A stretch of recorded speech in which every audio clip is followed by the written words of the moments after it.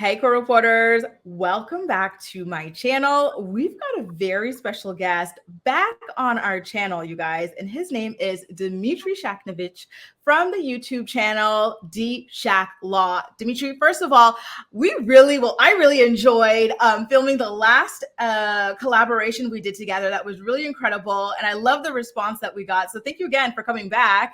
I appreciate you. Thank you for having me. Of course. So now this time we're going to get into the Michael Oher lawsuit. So Michael Oher is suing the Tuohy family. So if these names don't sound familiar to you, the story behind them will. There was a very popular movie that came out way back in the early 2000s called The Blind Side, starring Sandra Bullock. And if I'm not mistaken, I believe she actually even won an Oscar award for her performance in this film and everything, right? So the premise of the show was that there was this young guy who was struggling in life. His family had drug addiction problems, poverty problems, and whatnot. And he was just wandering around the streets, and this woman found him, brought her into her home with her rich family and everything. And she basically taught him how to play football, apparently, right? Etc. They basically saved his life. And now this man, Michael, is coming out saying that was not at all an accurate representation of his life or anything like that. He says, first of all, the movie presented me as illiterate, but I've been reading from very young. I was acting in plays in the second grade. That's not true. He's also speaking out against the film's kind of idea that you need to be rescued in order to succeed in life. He feels as though that is not the case. He's also saying that the Tuohy family is not the only family that contributed to his success. There have been other people who stepped up in his life to be there for him. So all of this is going to be found in his book that he just wrote. The book is entitled When Your Back is Against the Wall. I feel like this is very kind of compelling news because it opens up the conversation again about conservatorships and what might be seen as conservatorship abuse. Do you agree with that, Dmitry? Sure. So ever since the Britney Spears thing happened, right, everybody knows what this is now. Prior to that, nobody did. Conservatorships are basically financial guardianships, right, where a court is supposed to monitor whether or not somebody can control their own finances. If the court decides that person can't for whatever reason, they appoint somebody to do that for them. That's really all this is. And the court monitors that process very closely, or at least should, and that's why it's so tough to win with the kind of allegations that Michael Oher is putting forth now. So what do you mean by that? Are you saying that it kind of seems as though the family met all the conditions that should be in place in order to have a successful and what is the word? An ethical conservatorship on him? Well, that's tough to say. What I can say is that a conservatorship was granted. What that means is that somebody at some point went into court and made an application before a judge, presumably supported by evidence, right? And that happened many years ago. And a judge made a finding, right? Issued a finding of fact that this conservatorship was appropriate. And so it's a closely monitored system in which oftentimes, and again, what happened here specifically is tough to say because I don't know, I wasn't there. But what happens oftentimes is that all parties are afforded lawyers and representatives, and the process is monitored very closely. It's not something that happens overnight, and it's not something that happens with ease. So that makes it a little bit confusing because Michael's saying that he only found out a couple of months ago in February of this year that he was even under a conservatorship. He claimed that he thought that he had been adopted by this family this entire time, and that when he signed these conservatorship papers a couple months after turning 18, the family presented them as adoption papers. Is that something that seems likely to you? Well, it's tough to say because I'd have to go into his head, and I can't do that. The family seems to say that he knew later or earlier rather than he's letting on about the conservatorship. Look, I suppose it's possible that somebody put papers in front of him that he signed, and that was that, right? Maybe he didn't read them closely. Maybe he didn't have good representation. All of those things are possible. But again, this is a court-monitored process. And so how often, with it being court monitored, how often do people kind of convene to discuss whether or not a conservatorship is still appropriate for a given situation? It really depends. It's really fact specific. But you do have, in all of these cases, you have many actors, right? You have the lawyers that represent the person that is pushing against the conservatorship. You have people representing the person that's pushing for it. You may have third parties there, obviously the court, right? So there is opportunity, generally speaking, in these processes for somebody to speak up, right? It's not supposed to be an adversarial process, at least not in the same way that a trial is supposed to be, at least not in the same way that, you defend a criminal case, for example, right? It's not you against the prosecutor, and the idea is all of the parties involved have to actually, obviously, act ethically and properly to get to the right result. And again, when a judge issues an order, presumably that's done on some evidence, and the standard for that order is met. Okay. So guys, if you're just joining me, I am back again with Dmitry Sheknovich from D-Shack Law on YouTube. He covers a lot of very interesting legal news on his channel. So if you haven't already, make sure to subscribe to his channel for more legal commentary. But for now, we're discussing the lawsuit between Michael Oher and the Tuohy family. And these people starred in a very, very popular and critically acclaimed film called The Blind Side. So now my question is, how would Michael be able to prove that he was tricked into this conservatorship? So for example, one of the things that he says is, take a look at the way the family has been promoting me when they've been making money off my name. They wrote books, they've got a family website and everything, and I'm listed in these books and in this family website as an adopted member of the family. And that kind of proves what I'm saying, which is that they claimed I was adopted, and I always believed that I was adopted, and it is just not true. So look, this is really a game of it's a word game, right? Perhaps the word they would say, perhaps I'm purely speculating, right? They would say that the adoption is, what they meant by that isn't a legal adoption. What they meant by that is they let him in as a member of their family, right? He was their son. That's how they felt about him. So you would really have to get into the evidence, right? If you're going to bring a case like this, a petition like this, you really have to get into the evidence of what each party knew and when. That's what makes these cases tough, right? Did Michael were the Tuohys and Michael Oher on the same page? If not, when, if ever, did they stop being on the same page? And when that happened, who was responsible, right? That's really the kind of three-step analysis that has to be conducted here. Okay.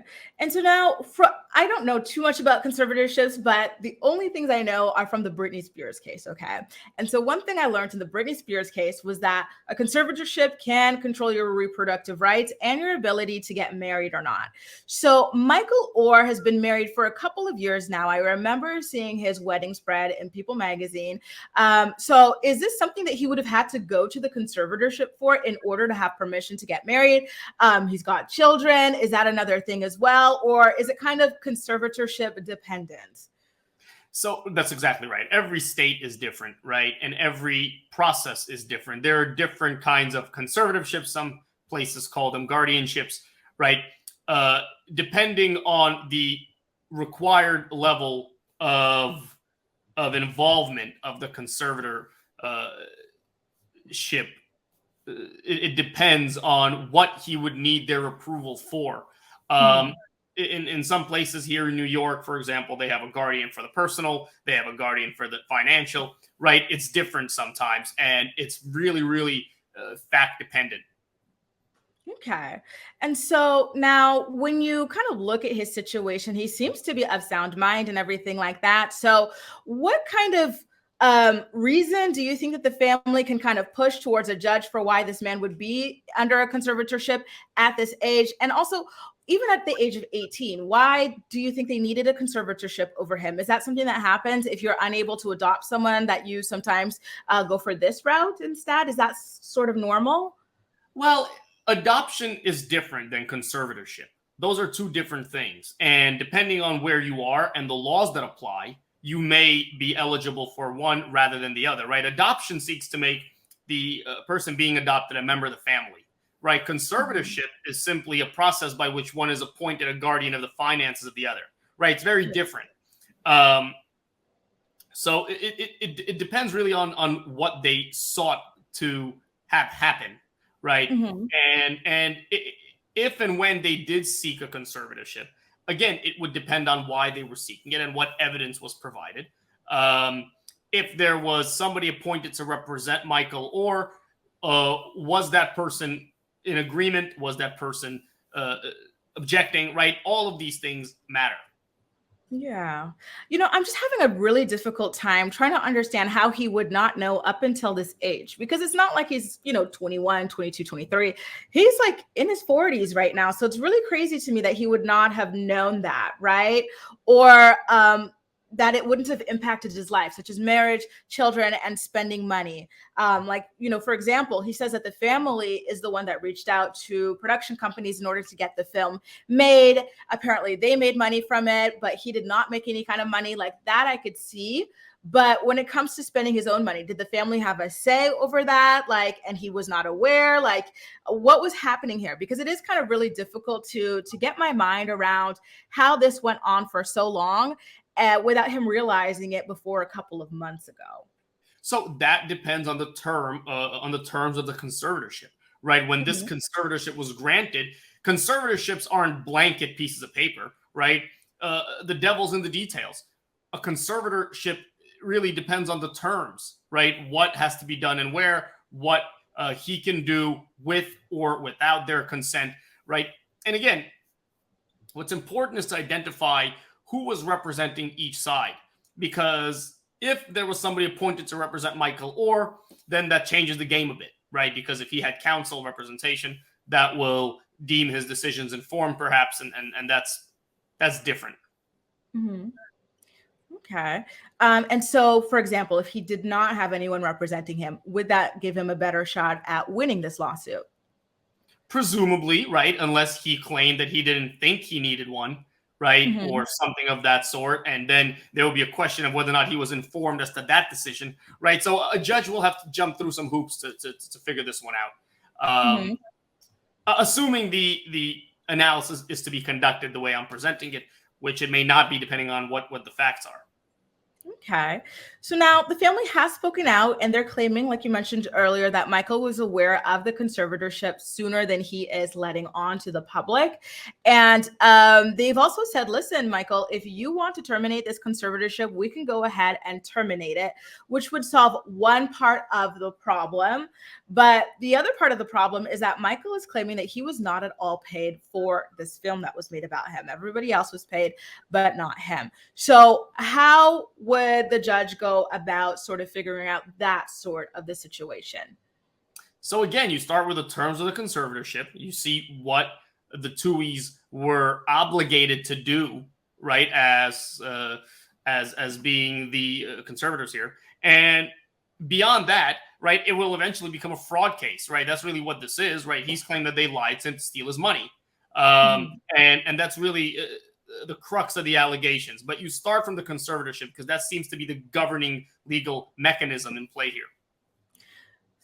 So a fraud case sounds like it could become criminal, right?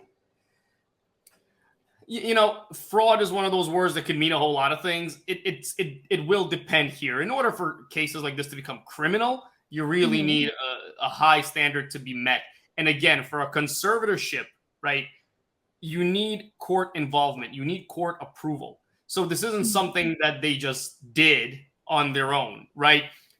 Again, presumably, right, other parties were involved here that should have been impartial, that helped come to this determination. Yeah. So how do you think this lawsuit is ultimately going to pan out, in your best sort of legal guess? Well, most of these cases just end with a settlement, just because statistically speaking, that's how most cases end. So it may go that way, but it may also be thrown out early, depending on the terms, right? So all of these things are possibilities. You would really have to take a deep dive into the real evidence to know what really is going on. Okay. Have you ever seen anything kind of like this play out? Maybe not on the scale of someone becoming rich and famous or athletic or whatever, but have you heard of cases like this where someone who's completely unrelated to a person becomes a conservatee and then ultimately claims that they were kind of, scammed into becoming a conservatee to somebody else? Cases like this are rare. Typically, when these kinds of things happen, they happen within a family, right? They Mhm. happen if you have a child perhaps that is incapacitated in some way, or an adult that is incapacitated or becomes incapacitated. So something like this is rare, right? The storyline of the movie being that he was a kid that came from poverty and they took him in. Uh, that happens very rarely. Mhm. Possible. So, oh, sorry to cut you off. What did you say? Sorry. Well, I said it's possible, but it's unlikely that these things happen. Hmm. And so, what kind of like standards have to be met to get a conservatorship over somebody? Because to me, it sounds a little bit wild that you can just find a random teenager, get conservatorship over them, and then start kind of making business decisions for them and whatnot. Are there any barriers to this? I would hope. Oh yeah, there are a ton of barriers, and that's why I keep saying that Yeah. presumably there was a court process that happened here, right? Hmm. Look, a judge, look, obviously, the idea is to protect the allegedly incapacitated person, as they call him, from being taken advantage of, right? That's the whole point, right? And that's just not in this case where Michael Oher turned out to be a famous football player, right? That's in all Hmm. cases, right? You want to make sure that the person, the subject of this application, isn't somebody who is going to be taken advantage of. And there are numerous safeguards, hearings put in place to make sure that happens. It's a big deal, these decisions. They don't just happen overnight. Uh, Hmm. and, oftentimes these decisions happen with incapacitated folks who have medical issues, end of life decisions, right? That's how these things happen all the time. And so these are complex questions. And, if you come to court, the way it should be is if you pull a stranger off the street, come into court and try to be his guardian in some way, you know, Hmm. it, that can be a little tough, particularly if somebody opposes it, and even if not, right? It's going to be an analysis that has to be undergone to make sure that everything is being done in the best interests of this allegedly incapacitated person. So, on the topic of incapacitated, so what would have qualified Michael as being incapacitated? So, in the film, they claim that he was illiterate, unable to read and write. Do you think that the family kind of pushed that sort of narrative about him behind his back in some sort of way? And that's why he kind of fell into that category somehow? Well, look, that I just don't know the answer to. Hmm. Um, but presumably, right, if you go and you try to convince a judge of something like this, you would have experts come in. You would have somebody come in to substantiate these allegations, right? Or at least that would be the right way to do it, to make sure that, again, the allegedly incapacitated person isn't being taken advantage of. Hmm. And so, just last question here. What is the likelihood of corruption having, gone down in the courtroom to make this conservatorship happen? Because this was portrayed as a very affluent family within sort of like a small community or whatever. So, do you think that there is some sort of possibility that there might have been corruption? There's always a possibility. I haven't seen anything that would suggest that. I'm not intimately involved, obviously, in this case, or even close, right? Mhm. But I haven't seen anything to suggest that. Theoretically, these things are always possible. You would like to think that the court system is better than that, and as someone who works in that system, that's kind of the line that I'll draw. Yeah, understandably. So now, you guys, if you're just joining, I am here with Dmitry Shaknovich from D Shack Law. He's got a wonderful YouTube channel where he discusses all sorts of legal news from all sorts of different categories. It's not just pop culture, it's not just true crime, it could be politics as well. It's a lot. So make sure to go head over to his channel if you haven't already.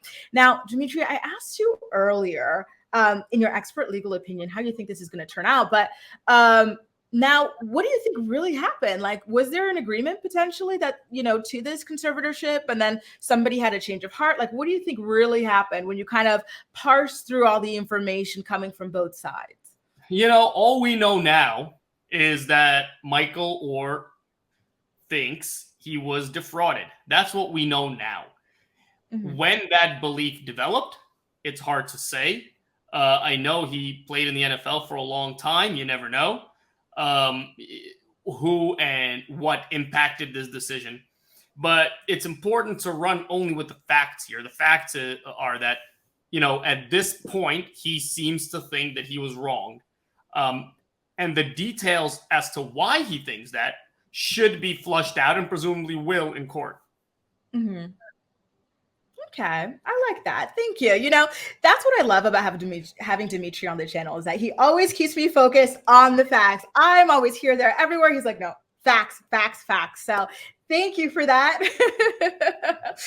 You guys, it has been so awesome talking about this case with you. We're going to continue to follow it as it plays along, and I'll hopefully be able to get Dimitri back on this channel to discuss further if possible. So once again, he does have a YouTube channel. It's called D-Shack Law, where he provides all sorts of legal commentary. So make sure to go ahead, subscribe to his channel, okay? Thank you so much for watching. And Dimitri, thank you for joining me again. And I'll see you in my next. Of course. See you guys in the next video. Bye.